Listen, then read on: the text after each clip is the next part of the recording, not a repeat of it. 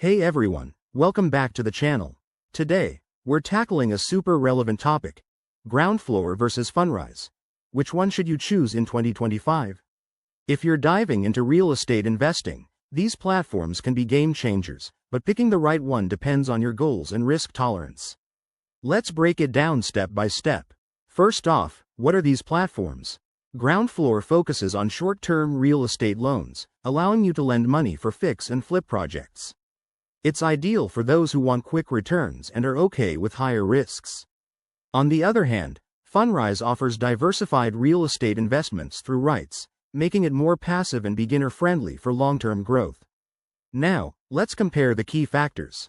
Starting with returns. In 2025, projections show Groundfloor could offer annual returns of 8 to 12%, but with more volatility due to market fluctuations.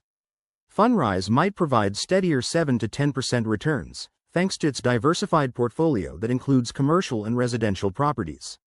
When it comes to fees, Groundfloor charges origination fees around 2 to 4%, while Fundrise has an annual management fee of about 1%, which could save you money over time.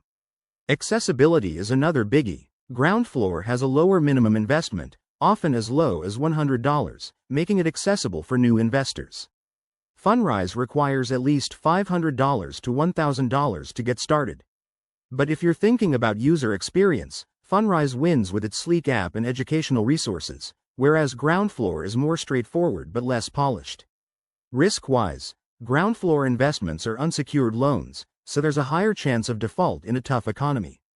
Fundrise spreads your money across multiple assets, reducing individual risks. In 2025, with potential economic shifts, experts predict Fundrise might edge out for stability amid rising interest rates. So, which one should you pick? If you're aggressive and seek quick flips, go with Groundfloor. For a hands-off, diversified approach, Fundrise is your best bet. Remember, always consult a financial advisor and do your own research before investing. Thanks for watching. Hit that like button if this helped, and subscribe for more investment tips. See you next time.